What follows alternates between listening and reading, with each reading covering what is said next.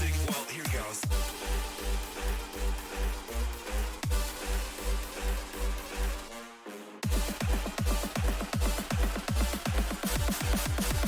I shall pray for you.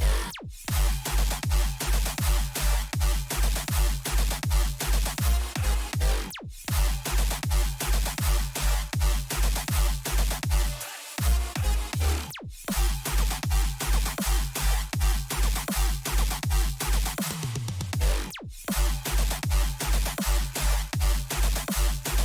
shall pray for you. I shall pray for you.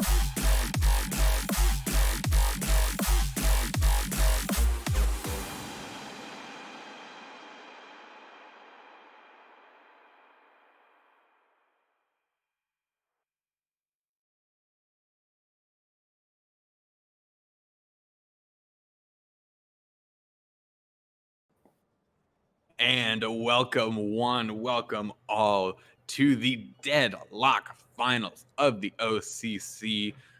We have an incredible match here to cap off the season. We have Earth, Wind, and Farah, and we have Phoenix Rising. These two teams are going to duke it out here, and we're going to have an incredible match here. I am so excited for it. Casting, I am K-Wing, and I am here with Archangel. How are you doing, Archangel? I'm doing fantastic, and I completely agree. Earth, Wind, and Fire versus Phoenix Rising is bound to be the game of the weekend. This is what it's all been building towards, specifically in the Deadlock. In the Deadlock. What's the word I'm searching for? Division. There it is. Thank you. It's division. So all of these teams have played really well, but obviously these guys, Earth, Wind, and Fire and Phoenix Rising, have really set themselves apart from the rest of their competition, and they've really made it far, and it's really good to see these two play against each other. So speaking of, we can't have a match without maps. So walk us through our map pool for this week.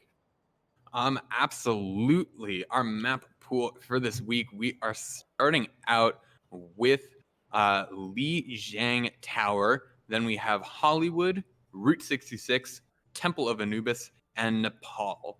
That is our map pack for the week. And that is what we are going to be playing on this week here. And I'm really excited to see as we get into Lijiang, there's so much that can be done. Obviously, we're expecting some Farah from Earth, Wind, and Farah, just obviously. But there's a lot that can be done here with Phoenix Rising and Earth, Wind, and Farah. You can have the symmetric strategy. You can have wrecking ball. You can have so much different stuff here, and especially on this new patch here with Roadhog being as powerful as he is and into the meta. There's so much that you can do here. Absolutely. And we've seen throughout this weekend that teams that tend to gravitate towards that Roadhog do have stronger matches overall. Like we saw a really good example would be United Moose almost bringing it back for a reverse sweep against Lotus the second that they swapped off onto that hog. So he's a really oppressive character, and it'll be interesting to see whether each team tries to adapt to it or just, if you can't beat them, join them. Speaking of, let's jump into the rosters. K-Wing, you want to tell us who's starting for Earth, Wind, and Pharah today? For Earth, Wind, and Pharah, we have Star-Lord and Overkill. On the DPS, we have Shadow. Those are the tanks. Nice start. Broadcasting off to a great start here. Okay, we're gonna try that. Yeah, we can edit it out in post production. Our producer is telling me. So we have. All right. We have Star-Lord and Overkill on the tank line. We have Shadow and John Hawks on the DPS, and then Traffic Coon and Link's Disease on the support here. What about Phoenix Rising, Archangel? Absolutely. For Phoenix Rising, we've got Kobayashi and Darius Fulton on our tank line. These guys showed some really great things during our exhibition match, which was the last time that I personally saw them play, and I really liked what I saw from both of them. We've got Sentimental and SF Mighty Yina bringing up that DPS line, both of them also very strong in their respective roles, and Hunter, Ghost, and Paprika bringing up that support line. So two very strong rosters going head to head here, and it's really hard to tell who's actually going to come up big in this series. Yeah, but we won't have to wait to see much longer here, as we're going to get into Lijiang right away. So here we go, just waiting for the round to start proper here, assembling the heroes, and immediately we see the Zarya Roadhog composition coming out from Earth, Wind, and Pharah. Yeah, I mean, Earth, Wind, and Pharah want to play the meta. They want to play what they know is going to be strong, and I completely respect that, right? We've seen, like I said before, any team that runs this Roadhog-Zarya combination tends to come up big in fights against what I would consider to be its natural counter that we've seen this weekend, specifically referencing the Lotus versus United Moose match, because we saw both of these compositions that are being run right now, run by both of those teams. And the double shield with Sigma Rhine is something that I don't think a lot of people have considered since a lot of these nerfs went through with the double shield, but it's still a really strong option. So if Phoenix Rising can use this double shield composition the way that I think they will be able to, then they are going to give Earth, Wind, and Pharah a run for their money. But coming out of the gates here, we don't have to wait much longer to see how these two square up against each other. K-Wing, take us into this first fight. Absolutely. We see this SF Mighty Yina just throwing the teleporter onto point. So it's early point presence for them, and the Sims first are going to be set up as well. But Shadow's going to get the pick up on Sentimental early there, and the teleport is going to go down. You have John Hawks on the Sombra, going to take it down early there, and also going to get the flank around there. The hook going to come in onto the Sigma, going to get so much damage here, and the anti onto Darius Fulton as well. Kobayashi going to get hacked, and the tanks are so low here on Phoenix Rising, but Kobayashi gets the pick off onto Overkill. That's a big source of damage here, and Darius Fulton gets the pick off onto Star-Lord, so it's a close fight. It's going to be Phoenix Rising taking this early point take, but there's still a little bit more fight left, but it looks like with these picks, they're going to be securing this first fight win. They're going to get that point. Yeah, the sim TP onto point is really big for whichever team is able to use it to better results. And with Phoenix Rising being the only team to pull this out, the fact that they could get and set up on point as quick as they did with this double shield means that they had a natural positioning advantage when it came to the fight starting. It's kind of hard for a Roadhog and a Zarya to break through these shields, especially since Roadhog's hook relies so much on line of sight. You can break that with the shield, so you negate a lot of the tank usefulness from Earth, Wind, and Pharah. So that's what this EWP is going to be fighting through for most of this round. Absolutely, and we see it's just, again, doing so much damage here. Kobayashi gonna come in with the critical, gonna find Link's disease going down early. That's not good for Earth, Wind, and Fire, especially since usually your Mercy's pocketing your Ash there. Shadow's gonna get the pick off on Darius Fulton either way, but going to give their life for it. Overkill, going to get the pick off onto SF98 and going to use that whole hog. So much damage, but it does have that drawback of it. You can't use any more abilities. You can't hook and you can't E while you're using it, but regardless, it does look like the reset is going to come in here for Phoenix Rising, and Earth, Wind, and Fire are going to take the point. Yeah. Our producer's laughing at the 69% that it was stop capping at. Anyway, I'd really like to point out the genius of Earth, Wind, and Fara for pulling Phoenix Rising out of the point. You know, you get the entire composition to move out of that choke, and your job becomes a lot easier. You can move around the huge! Oh my god! A 6-man EMP! Everyone with the EMP, and that is just not going to last them very long. That's just going to go down, and that is a quick fight win for Earth, Wind, and Fire. They're very nice from them.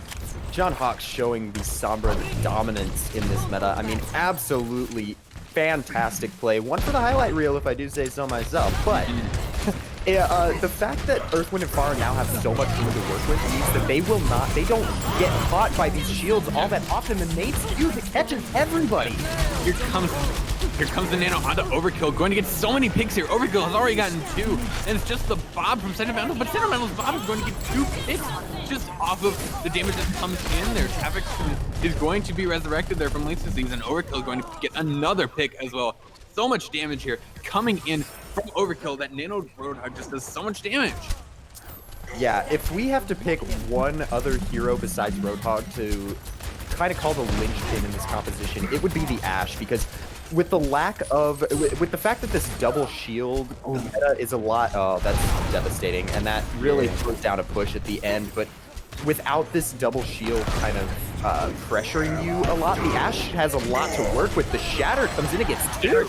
Going to get 2 there, and might be enough here. We're going to get the contest coming in from Kobayashi, but there's so many picks coming in here on both sides. It's going to be a big scrappy fight on the point here. The beat going to come in from Paprika. It will go off. That's crucial that beat goes off here. Paprika just going to let his team live for a little while longer, but Hunter goes, this beat goes down. This is going to get taken down. Overkill going to use that whole hog there to just get everyone off of the point and away from them there, and that is it looks like it's going to just be the trickles coming in here from Phoenix Rising, and it's just going to be, as soon as the rest of these staggers get taken out, it's going to be Sentimental trying to contest, not going to be able to there.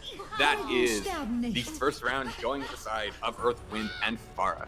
Yeah, and Earth, Wind, and Fara definitely displaying a master class in how Hog works in this meta, right? Like, if you don't have a good team, if your team isn't well coordinated and well put together, I'm going to say, Hog still doesn't often find a lot of value, as far as I've seen in some of my basic games. But when you get a team like Earth, Wind, and Fire to pull it all together, that Hog becomes a deadly force. I mean, you've got damage boost, you've got nade, you've got the Ashe putting in pressure from another side. There's just so many different forces that are crushing in on Phoenix Rising, and that all of those give Earth, Wind, and Fara the upper hand in any fight. Specifically with that Sombra putting in the work that she is, getting the hacks off onto, say, the Reinhardt. You know, now Phoenix Rising is without a shield for that fight. So really great individual performances from Earth, Wind, and Fara. Absolutely here, and we see again Phoenix Rising just prioritizing their Sentimental is going to get picked off on the way to the point. There's Shadow, an amazing shot there on to Sentimental, just going to seemingly shut down this push and this fight before it even begins here. Lixus is going to get the resurrect onto Overkill, but still, it may not be enough here. It's going to be close. The early point presence is going to be advantageous here for Phoenix Rising, but the picks did come through here, so it's going to be a question of what is going to happen now. The Reinhardt and the Zarya, such a powerful force when they get into melee range, but the Nano is already built up. Traffic Moon is just already built up a Nano, but it's going to be taken down. Overkill, even with that. Come back from Star-Lord! takes down 2 there, and here comes the Blizzard here from the SF Mighty Unit just to try and seal it, to try and get anything coming back here, but just gets hooked away here. Maybe just trying to stall out. Kobayashi going to get a pick, but it's not going to be enough here. And that is going to be Earth, Wind, and Fire taking the point back pretty quickly, only 38% for Phoenix Rising. Yeah, the biggest thing about running these 2 very offensive off-tanks is that you have to put a lot of resources into shutting down the Hog, right? But once you start diverting your attention to the Hog, the Zarya gets to do a lot of work. Eventually, yes, you may take down Overkill's Roadhog, but then Link's Disease is just right there to resin. So you've got so much to deal with. Essentially 3 tanks in the field at a time when you count that Overkill is basically has 2 lives. And it makes it for a very oppressive force that Phoenix Rising are having trouble dealing with. Moving, oh, the Graviton's going to catch up. It seems so many here. There's no capitalization! No one comes in, no one gets anything there. The anti-nade is going to come out from Traffic Moon, but it's not going to be anything in there. That's going to get the pick up, but it does not. It will not be enough. Just 48% here for Earth, Wind, and Fara, and it's going to be a quick recap for Phoenix Rising. That is devastating. I mean, to use your Grav like that, it should have been an easy fight win with the composition that you're running, but the fact that Phoenix Rising were still able to get picks through the Grav and turn that fight around means that they've just had Earth, Wind, and Fara waste a crucial ultimate, and obviously they're still in the lead when it comes to ults, so we should see a lot of them start to come out soon here, but for the most part, that Grav was huge, and wasting it is not good. Yeah, absolutely. Kobayashi is going to get hacked here, and John Hawks is very close to that EMP. We saw it be so important here, but I don't think he's going to be able to use it here. 2 bigs already on the side of Phoenix Rising here, and it's going to be the members of Earth, Wind, and Fire just running back. John Hawks is going to have that EMP for next fight, and it's going to need to be big again here.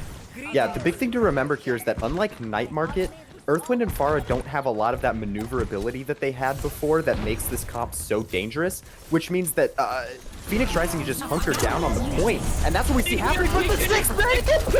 Oh no! This John Hawk, you can't do that. You cannot just time and time again. No. And your EWP, that is just disgusting. It's only 1 pick. The fight is not over here. The ultimates are coming out. Shadow's going to get on the Sentimental here, and the Resurrect is going to come in onto Traffic Moon. So it's going to be very close here. A lot of picks coming in on the side of Earth, Wind, and Fire here, and it looks like they might take the point. Darius Wilden gets to pick up on Traffic Moon, though. Darius Wilden gets 2, but he's going to go down, though, and that is going to be the point capture. But every single ultimate came out there for Earth, Wind, and Fire. Yeah, I mean, now they've got a tall order, right? They have to hold this point for the rest of the game, and they're doing it at an ult disadvantage, which is a big deal with these compositions, right? Oh, but the Ashe pick early means that this push cannot go well for Phoenix Rising, unless they do something creative with this Ryan Zarya composition. It doesn't look like they will. They're just going to be waiting for Sentimental to get back here, but they're going to go and rotate anyway. Shadow's going to have an uninstructed sightline. Very few, but he's going to get the shot right on the Sentimental just a little bit here. Oh, but John Hawks is going to get caught out. So that's not good there on John Hawks. Here comes the Graviton, going to catch 2, both the tanks inside it. And it's going to be a bit of a trade. Darius Fulton going to get 3 picks already in this opening fight. Going to get every single pick here. Here comes the Shatter. Not going to get much there, but still, it looks like a good, clean fight win here for Phoenix Rising. And it's just going to be maybe a stagger coming in from Earth, Wind, and Fire. It doesn't look like it here. Yeah, that is going to be Phoenix Rising taking the round here again. Yeah, the major swap that I want to point out as being very crucial to Phoenix Rising being able to take that round is Paprika's swap onto the Ana, right? Ana is very oppressive to Hog because you get a good nade off, that instantly renders Breather completely useless. And when you consider that a lot of Hog, the reason that Hog is so deadly in the field is because the Breather is just in his back pocket along with the hook and the insane amounts of damage that he outputs, means that if you can negate that one cooldown, you immediately put Overkill on the back foot. And with him getting as many picks and as much space as he was making for his team, to finally put him kind of in that little box and say, you can't move unless we tell you to because we've got an Ana, you put Earth, Wind, and Fara in a really bad position for engagements. Absolutely here, but a little change that we do see Shadow on the Junkrat, on the Jay Silly here. Gonna get the damage. Yeah, that's what it is. Trafficun gonna get the early pickup on the SF Hyena though, and Kobayashi also going to go down. That is just so quick here. The point hasn't even unlocked. And Earthwind and Farah have so many picks here that they're just going to walk onto the point and take it. No one's even going to contest here for Phoenix Rising. They just go down so early here. Yeah, I'm glad that Sentimental swapped off with the Tracer. I don't know how I felt about that. It was kind of questionable. Not the best hero to run into this double off tank, but Darius Fulton going down. There's no shield for Phoenix Rising. They're going to get pushed right back out. He's going to get hooked there. Shadow's going to take SF Mighty as well in this late stagger here. And that is just not good. And Shadow gets another onto Sentimental there. And Junkrat is so good in this meta. The way he can just, since he's not having to spam into shields anymore, he just does so much direct damage for his team and for himself that pushing into a choke point just leaves yourself open to so many picks, and Shadow just popping off. Oh my god. Goodness gracious, just even standing near a choke point. Mighty wasn't even trying to push through, just standing near a choke point, just got blown up there. Overkill, very close to the members of Phoenix Rising there. We do see Shadow with this Rip Tower. I'm interested to see what they do with it here. Such an important rotation here. Oh, a good rotation on both sides here. Does catch the members of Earth, Wind, Fire on the back foot here, but here comes Overkill with the Nano onto the whole hog here. Here comes a tire. Where's it gonna come from? It's coming from the right side. Is it gonna catch? Who's it gonna catch here? It catches the there. That's so good there. And it's just going to be a dominant performance here from Earth, Wind, and Fire so far. Absolutely, and the biggest difference there has got to be the Junkrat diff, right? You're running a Reaper into this, but Reaper is big and bulky, has a giant hitbox, so he's easy to hit. Sure, you use him to try to counter the Roadhog, but Roadhog has so much protection with the grab coming out. Dual grabs, what the heck? Here comes the Blizzard. It's not going to catch anyone. Oh, here. Darius Fulton, a huge fight. In the back line here, gonna get the Shatter, gonna get two in it, and it's going to be very barely. He's gonna pick up on 100 ghosts here, so it's not over yet, but yeah, it does look like Phoenix Rising are just barely at 99% for Earth, Wind, Fire. They're going to capture this point here, but they need to have perfect hold now. Darius Fulton indeed did believe that it was hammer time, and he brought it in swinging in that fight. He's got to be the player of that fight, right? Like, getting the 4K was actually insane, and I don't think any of us expected it. But of course, Phoenix Rising did have to use quite a few ultimates to get into that. You've got an EMP that John Hawks has in his back pocket right now, and as we've seen, he don't miss with him. And the nade coming out. He's looking for a good position for it. He don't here. He does have that translocator ready. So I'm interested to see. Shadow gets to pick up on Darius Fulton, so I don't even know if they'll need it here. Oh wow. Absolutely not. not. Gonna come out and just get deleted there. Hunter Ghost going to go down to it. Sentimental. Just not even close here anymore. And it's just Darius Fulton going to try, but the Graviton going to come out, try and just keep anyone off the point that might even try and contest here. The EMP is going to come out, get stunned, but it doesn't matter. Earth, Wind, and Fire is going to securely take this map. Yeah, but I don't want to say that it was super dominant, right? Like, Phoenix Rising have some very bright spots on their team that they can definitely elaborate on to make a map 2, 3, 4, you know, as we continue on in the series, to really come back against Earth, Wind, and Fara and push them to their limits. The big difference there, though, has got to be the Hog for me, right? He's so oppressive, it just isn't even funny. And to see him being played at such a high level like Overkill is showing us, it means that we're in for a really fantastic series. Absolutely here as we get into our next map, which is going to be Hollywood. And now, what are we looking for from Phoenix Rising to take this, to start to turn this around and to not fall 2-0 here? Yeah. So one of the compositions that we've seen run on Hollywood is this dive hybrid using a monkey Zarya. And if a team, I know this may sound a little ridiculous. You're probably scratching your head right now, like, what, Monkey into a Roadhog? And I say, yes. If you can time it right, you know, the Monkey jumps in and you get a follow-up from other like-minded or similarly played heroes, then you could bowl over a Roadhog, especially if you use the Ana to get a good nade in. We've seen Paprika's Ana is actually nutty, getting landing sick nades and turning fights on their heads against Earth, Wind, and Pharah. So if we want to see Phoenix Rising bring this back, they need to run something unique and run something different, but they also need to take advantage of natural counters to the Roadhog. That's their win condition right there. And we will see very shortly if they are going to work to counter the Roadhog that's coming out here from Earth, Wind, and Pharah. And there's just been so many highlights of Earth, Wind, and Pharah to talk about. You have John Hawks and the amazing EMPs that have just been coming out. It seems like time and time again.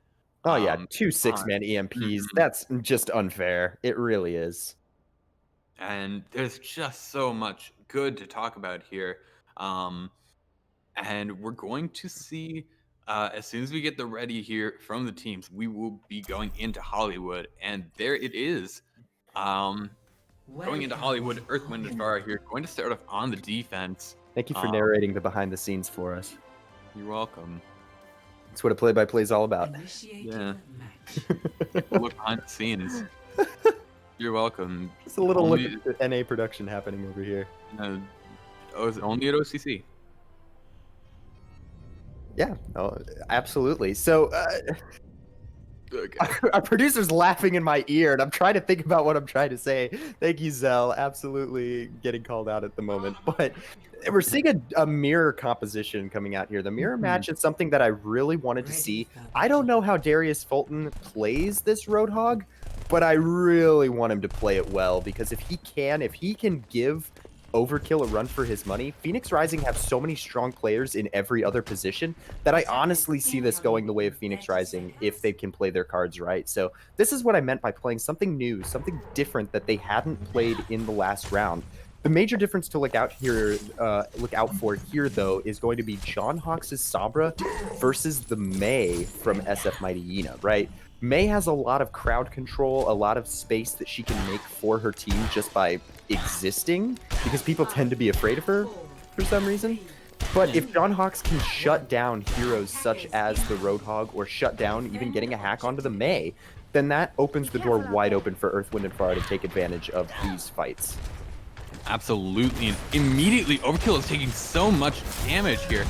The Mei, SF Mighty Yina, already has 23% ult charge just of how much damage they've gotten in onto.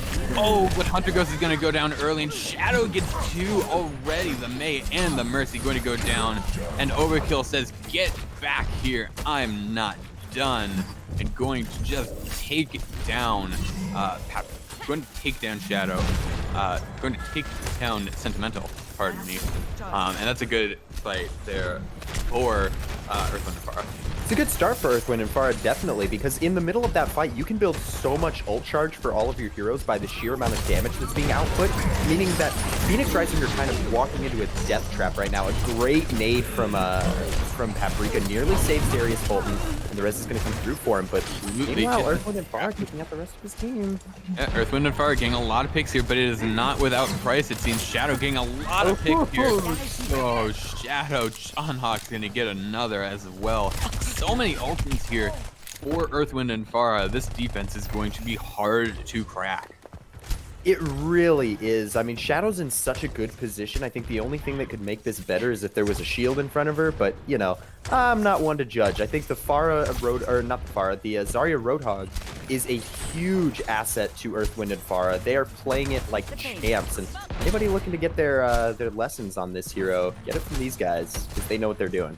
Yeah, absolutely. 6 ultimates on the side of Earth, Wind, and Pharah, and it doesn't even look like they're going to need him. Shadow gets the early pickup on the Sentimental. It gets resurrected, but that's such an early piece of... It's going to be 6 ultimates on the side of both... How did Shadow get out of that? What? He just walked away from the Roadhog. That was crazy. He got hooked and walked away. That's That's nuts there. And a few Okay, ultimates Shadow. coming out there, but still, it's a lot of ultimates on both sides here. Yeah, it really, really is. But honestly, it looks like Earthwind and Pharah are not shaking. They're not faltering in their defense right now. And it looks like Phoenix Rising are at a point where they're just kind of beating their heads into a wall, and it's not Shadow. working. Both tanks go down already. They're gonna go, yeah, both tanks going down already. And it's just going to be, oh, SF Mightyena going down as well. Just for fun, sentimental as well. Why not? Why not go for 4? So we're just gonna have to reset here if you're Phoenix Rising, and you have 1 push left now. This is where you start making compositional changes, and it doesn't look like Phoenix Rising are going to, and that could quite possibly be the mistake that kind of drives this home for Earthwind and Pharah, is that Phoenix Rising pick a composition and stick with it, right? They're not swapping off of this. Even when it's not working, the dual grabs, though. The grabs here. No, overkill. Overkill going to get the picks as well. It's just more damage coming out here from Earthwind and Pharah, and another fight win for them. They are just absolutely done messing around, it seems. Yeah, and this is why these guys are the top teams, and I want to specifically highlight Earthwind and Pharah for making it this far, because, you know, you don't get to the finals without plays like these, and to be able to full hold Phoenix Rising in the finals, the 2 best teams in this division, I mean, it really sets the tone for the rest of this series coming out of halftime once this is over. Absolutely, but it's not over yet. Sentimental's gonna be picking up on the traffic cone. And Goodbye, EWP! Oh no! That's not okay! Cannot keep doing this, and Shadow's gonna get a casual 3K to close out the round here. A full hold. Earth, Wind, and Pharah. That's just disgusting. If you're a Phoenix Rising fan, I'm sure you're sitting at home biting your nails right now, because this is not what you wanted to see from these 2 teams. I mean, Earthwind and Pharah just, they look so well rehearsed and so beautifully practiced on this Hog Zarya composition that they just look so uncontested. Like, there's no team that can get the better of them when they run this style that they love to run. And Phoenix Rising just don't seem to have an answer for them, and it's really unfortunate. But if I did have to highlight one player from each team that's really bringing it home, or that really needs to step it up in Phoenix Rising's case, it's going to be Sentimental, right? He's got to keep finding picks where he can, right? But on the other hand, Shadow's just walking right over the top of him.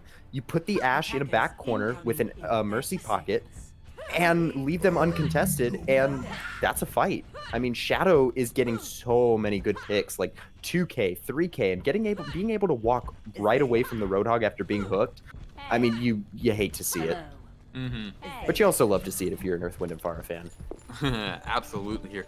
We're going to see, coming out here, we see the Sombra again on both sides. SF Mightyena going to try and sabotage the members of Earthwind and Pharah as they approach this choke point here from behind. So we're going to see how well that works here.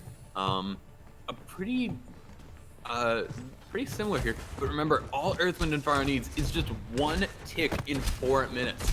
And that's all they need here to get this map and to go up 2-0 here. Oh, the hook comes in on to Darius Fulton early here. Oh, the nate's huge! Kobayashi gets melted! Oh, that's not good for Kobayashi, just getting melted immediately as he tries to peel for Darius Fulton there. And that he just goes down so fast there. Overkill gets left though and going to go down, but Paprika also going down. Starlord gonna get 2, Shadow getting another, and that's just not good. It's just the Sombra on the point now. The only one that can touch is maybe Kobayashi. Gets hooked, gets hacked, goes down, and that's it. 2-0 for Earth, Wind, and Pharah. And it's exactly what I mentioned on point A, right? You notice Phoenix Rising started investing all of their not their ults, but all of their cooldowns, all of their resources into bringing Overkill down. But the second that they turn their attention to Overkill, there's Star-Lord picking up the rest of the slack, right? And in the meantime, the Mercy comes out of nowhere, gets the res onto Overkill, and now you're back to 2 tanks, but this time you're down 2 because you let Star-Lord take the advantage in that fight from you. So the tanks are really driving home this Earth, Wind, and Pharah team. Like every fight that they're winning, it's usually off of the back of their tanks getting these star individual performances. It's great to see. I find it very nice. Yeah, absolutely. And just such a quick Hollywood. That entire match was 5 minutes. So it's going to be a mountain for Phoenix Rising to climb here to try and come back here on once we come back from the halftime on the map that's coming next, Route 66. But we're going to have a small break in between, just about like 5-10 minutes. So while we are in halftime, go get a drink, go get some snacks, and come back because we have a lot more Overwatch to play. We are not done. Phoenix Rising is not done, and Earth, Wind, and Fire are certainly not done. We will see you then.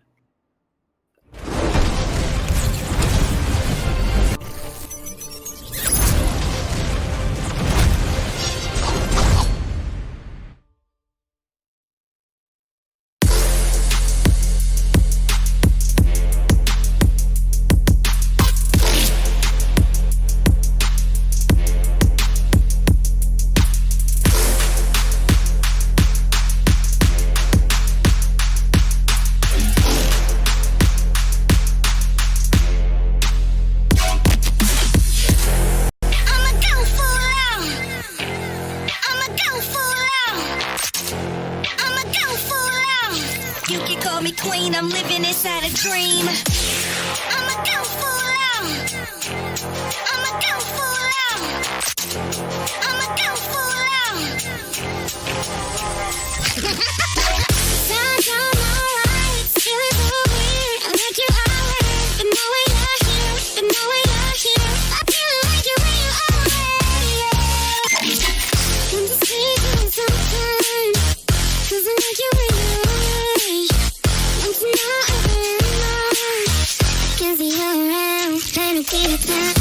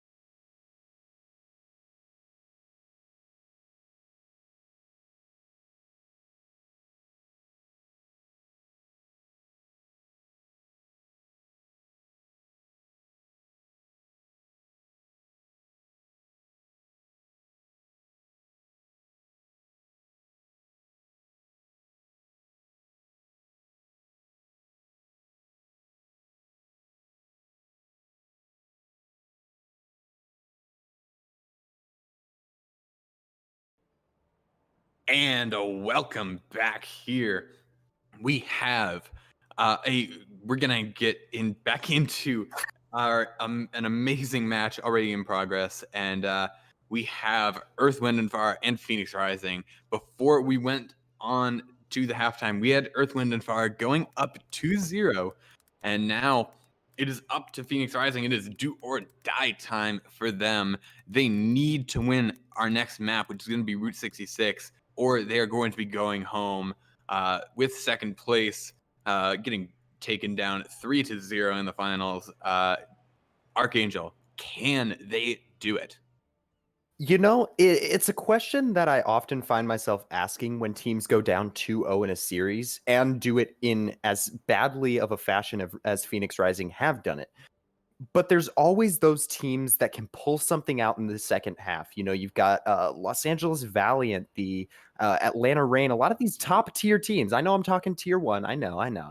Not the same thing. But still, there's always good teams that can pull out a win from the brink, right? And I feel like Phoenix Rising may have a shot at this. On the other hand, though, Earth, Wind, and Farah are just playing their own game right now.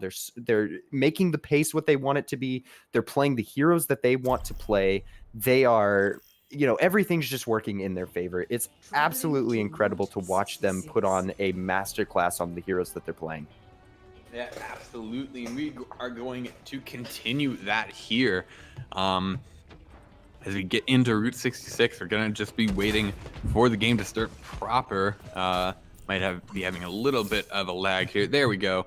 As we're going to see Phoenix Rising on the attack here. They need to set a good attack. They need to set a good tone going into the second half here. Otherwise, it might be all over for them. Yeah, and the best thing for Earth, Wind, and Fire to do is what they're doing right now, and that is playing what they're best at. My favorite slogan with Overwatch, because, you know, I love creating compositions and strategies and all that, is, if it ain't broke, don't fix it. And Earth, Wind, and Fire are playing with that very similar mindset, is that their composition has completely wiped the floor with Phoenix Rising thus far, so why do anything different? On the other hand, I don't know how I feel about the Winston Hanzo swap. You're going double snipers-ish. I mean, Ashe could be considered, you know, she's got her mid-range hit scan, whatever. But this Ashe Hanzo is a very interesting choice, and I want to focus in on this Winston. They're trying to run double bubble, but I don't know if it's going to work. I mean, Winston jumps into the middle of this Hog, Zarya, Ana, Ashe composition. You're basically asking to die, especially if Sombra can get a good hack off, then Winston's kind of stuck where he is. So it's really up to the rest of Phoenix Rising to ensure that Kobayashi does not get shut down by all of this CC heading his way.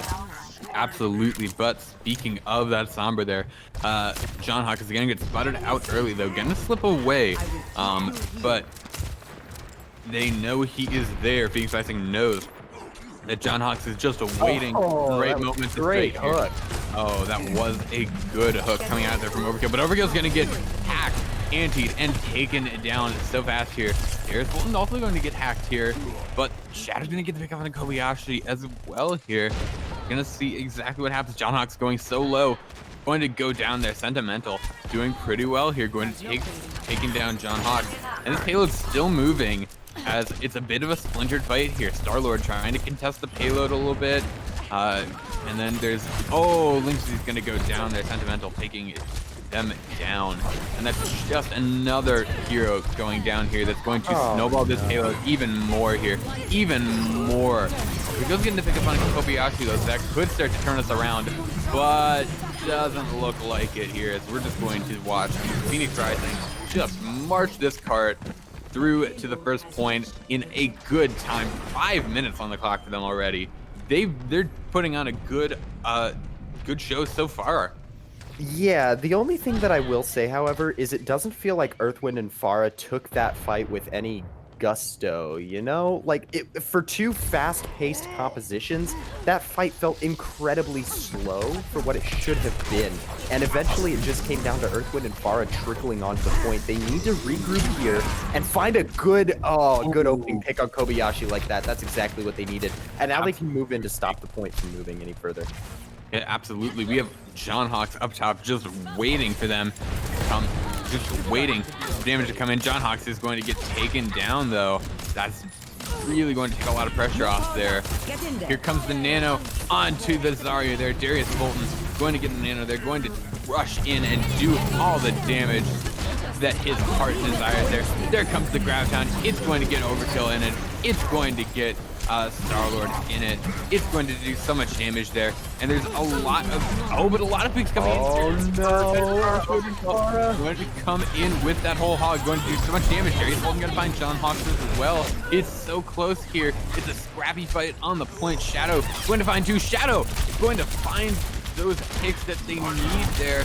And it might just be off the back of Shadow's picks there. And whoa, SF Mightyana going down to Overkill will seal off that fight. It is a good fight win there, stabilizing for Earth, Wind & Fire.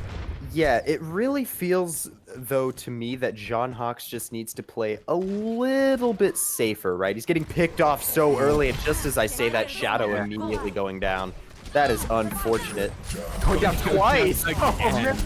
It's another, get the new lease on life, but apparently the interest is too high and it goes down immediately. And here comes the EWP from SF Mightyana, going to get 3 people, going to result in everyone else going down. Overkill going to get the pick off on the Sentimental, but it is not going to be a lot there.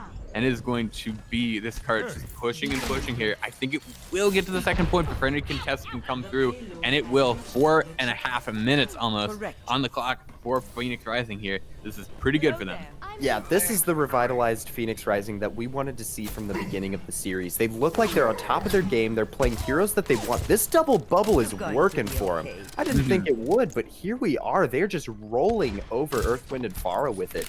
I mean, Winston is such an impressive hero because he can dodge. Switch your target EMP. 5-man EMP. That's amazing there. John Hawks has just been on point with these EMPs, just getting 5, 6 people every single time they're used.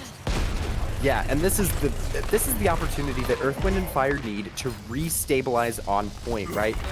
Let Phoenix Rising struggle to get back into this fight. Keep staggering them as Kobayashi goes down. And Sentimental getting taken out. This is what they need to do. Just keep getting random picks, staggering people out, never giving Phoenix Rising a good fight. This is what they were doing the past 2 maps, and if they want to stabilize and stop the cart here, that's going to be their game plan. But they're playing really far from their spawn for defenders. Yeah, absolutely. Playing far from their spawn, so they are going to push back around this corner here. So we're going to see what happens here. Darius Fulton's going to get hooked, going to go so low. Darius Fulton so low on the side. He's going to just go down. They're not going to get out. Kobayashi going to get the pick off on Trafficoon as well. Trafficoon just not a hero you want to lose. There's so much healing can come out from that Ana there. A lot of picks coming in. Overkill and Shadow both getting picks, but Sentimental is also getting picked. It's looking like Earth, Wind & Fire are going to pull it out there. Just getting so many kills. Overkill. So good on this Roadhog. Yeah, I guess you could say that fight ended up being a little bit of a overkill for Earth, Wind, and Fara. Production didn't like that. I'm sorry, production. Yeah, they're stabilizing though, and that's good. They've got all of these ultimates to use against Phoenix Rising. Of course, Phoenix Rising not looking too shabby on their end, but it really plays into the defenders' hands here because you've got spawn for them being so close. It just means that the payload's got a lot to go through before it can make it to the end, and Earth, Wind, and Fara do not look like they're giving up just yet. And the nade on Darius Fulton. Oh, man. Come behind with that high noon. Gets Chi-Chi, and Darius Fulton going to go down as well. John Hawks getting that pick. Has the EMP for next fight. Sentimental's going to get the pick off on a Shadow with the Bob there, but it does not look like it will be enough. It's going to be Phoenix Rising regrouping here. EMPs on both sides, so it's going to be a matter of whose EMP is going to be bigger.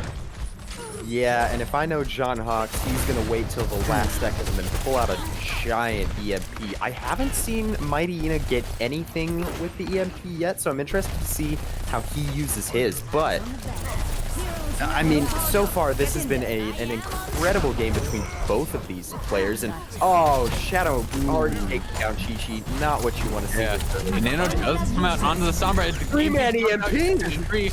it's going to get Sombra as well. It's going to get John Hawk, so he won't be able to use that EMP immediately. And the picks are coming in for Phoenix Rising here, but Shadow starts to turn around here.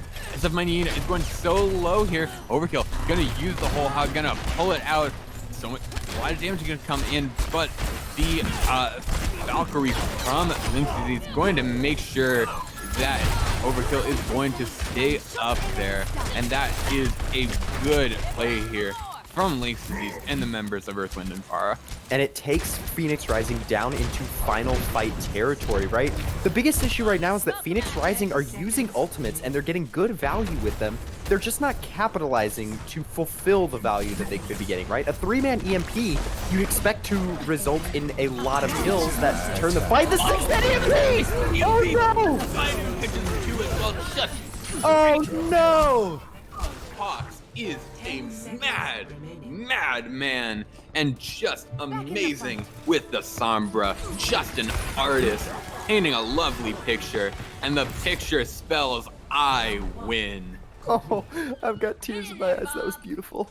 That 6-man EMP was exactly what we were hoping for. We wanted to see it from John Hawks, and boy did he deliver. But Phoenix Rising getting stopped dead in their tracks on point C means that if Earth, Wind, and Fara, it took them a bit. They came back from the halftime. They were a little rusty. I get it. It happens. But they found their footing in point C, and they just didn't stop, right?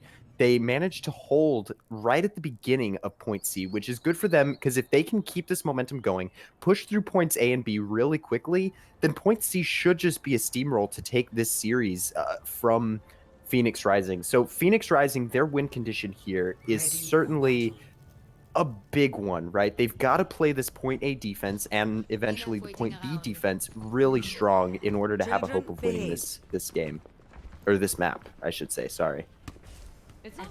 Yeah, absolutely. And this for Phoenix Rising, they have to play this well here, because if they don't and they get into and they lose this, they lose the match here. This is their last hope. It is match point for Earth, Wind, and Fara here. Absolutely. So in your opinion, what players do you think really need to step up from Phoenix Rising in order to make a full hold here work? I think that it does come down to the it's going to come down to this sniper duel here. We have Sentimental and Shadow on these snipers, so it's going to come down to whether or not a Shadow gets the better of Sentimental or vice versa. Absolutely, yeah. That makes a lot of sense when you think about it. The sniper duel is a big deal on Route 66, but Torb is going to make this job a little bit harder for Earth, Wind, and Fara. When you've got the turret putting in consistent damage, anything can happen. Get a random pick here, a random pick there, turns the fight on its head. Absolutely, but the turret is going to go down. Darius Fulton also going to drop down, chasing down Overkill, who's just in their backline, but just no one here to help him out. And Darius Fulton gets the charge onto Star-Lord. They're just going to take them down. Darius Fulton getting another as well, just running in and getting the damage and getting the ult charge as well. 70%, 80 onto that shatter for Darius Fulton on that Reinhardt. So aggro, but doing it so well. Yeah, and the stagger onto the Roadhog is also not what you want to see if you're Earth, Wind, and Fara fan, because that's going to delay their push even more, right? And now John Hawk's going down. It's just getting worse and worse, these team fights. What Earth, Wind, and Fara really need to do now is just wait. Don't engage like I see Star-Lord doing over here. Don't engage, but unless you get a pick and then just go for it. Yeah, that's your opening. That's your opening. Pick off onto Sentimental. They're stopping the Bob charge. They're going to make it harder for that ultimate to come out. And Kobayashi going to go down already. Chichi going to get hacked as well. The Baptiste is going to go down. And the Torb is going to go low. Torb's going to go down. And it's just one after the other. The dominoes fall. The Shatter's going to come in. Oh, big Shatter. But there's no capitalization. No one there. There's no one left. Overkill's going to get 2. Sentimental's going to get Lynx Disease, however, but Overkill with 3. They're going to march this payload to the first point here. That is 4.5 minutes in their time bank for Earth, Wind, and Fara. The phrase "sentimental is going to get Link's disease" definitely made me giggle a little bit there. I'm not gonna lie to you. That was perfectly worded. But now it's time for Phoenix Rising to stabilize. Right? They have to get a really good fight. Use the Torb tier advantage. Play around natural cover. Use these sight lines to get really good angles because that's what Torb is really good at.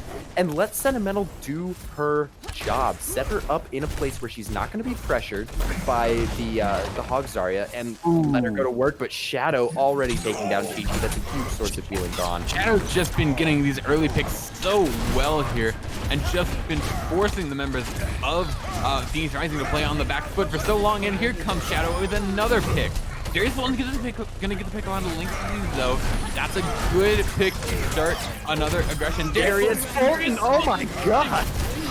Darius Holy cow! Amazing here, but is hubris going to be his downfall here? It looks like he has the support from his team to just keep running after overkill here. Just keep moving in. He's just pushing into the spawn, pushing into spawn here. They're in the wrong side of the map, my friends. And that it's good that they pulled out when they did, because once Earthwind and Pharah respawn, you're really in a bad position there. That's just bad positioning on your part. So they recognized that they had to pull out and they had to get back to the payload. And now the fight around payload should go in Earthwind and Pharah. Sorry, I keep saying fire. Earthwind and Pharah's favor because they've got so many ults to use, all 6 in the bank. All 6 ultimates. This is going to be a test of how good they are as a team to see how many they're going to use. Oh no! Shadow gets 5 in that, and John Hawks just polished off Darius Fulton for him. But 3 ultimates used there for the side of Earthwind and Pharah, but a decisive team fight win there. They're going to push this all the way, it seems, to the second point here. And it is just 3 minutes, 40 seconds there on the clock. And it seems one fight win for Earthwind and Pharah could seal them this tournament and seal them first place here. I would not be disappointed in using all 3 of those ultimates to take point B, because now you've got a lot of snowball potential and Overkill getting to pick on a Sentimental, but Shadow going down right after that. That's Resurrection comes in and the graviton. no. What's going to come out, going to help them out here. But the Gravitic Flux, it looks like he's gonna get hacked out of the Gravitic Flux. Kobayashi just isn't able to use his ult. And Earthwind and Pharah, they're getting the picks they need. Shadow going to give me a fucking Darius Fulton. Darius Fulton going down with that shatter there. And it's just Sentimental's going to pick up onto Sean Hawks, but it may not be enough. Shadow gets picked up onto Chi-Chi as well, and it seems like the last few bulwarks of defenses here, Kobayashi trying to get anything that he can there. Darius Fulton just going to go down before he can even try and contest here. Kobayashi on the ball, the last defense going to fall, and that's it. Oh man. And Pharah just are going to take this securely. 3-0. They are your Deadlock gang champions here. Woo!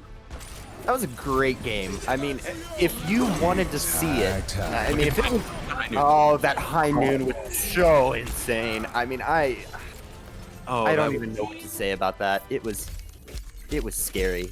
If something like that happened to me in my ranked game, I'd quit and take the penalty. I mean, but that's just the level of play of both of these teams, and specifically highlighting Earthwind and Pharah. I mean, what more is there to say? They put on a masterclass performance in this double off tank meta, and Phoenix Rising had no answer for it. Yeah, absolutely. Phoenix Rising just absolutely did so well there. So well. And just an amazing performance there by them, and just incredible. So speaking of incredible performances, I think it's time for our players of the match, starting with UK Wing. Oh, thank you for giving me first choice, because I have to go with the one, the only, the hacker man to surpass all hacker men. John Hawks, just incredible ult timings, using that EMP, catching. I think no EMP that John Hawks used caught less than 4 people. No, it didn't. Absolutely not. And I completely agree with you. I mean, John Hawks was the man, the myth, the legend of this match, but I've got to give a little bit of support to my man, Link's disease. Okay, and you maybe Link, yes, woman. I apologize. I'm so sorry. That was very bad on my part. But Link's disease, very sorry. That's a she. Can you think of a better Mercy player for this game? Every time somebody went down, Mm-hmm. she was there. Resing Overkill, Resing Shadow. If they went down, Link's disease was on top of that. And sometimes you got to give support to the supports, right? You've got to call them out because they are insane in the backline and they're really undervalued. Mm-hmm.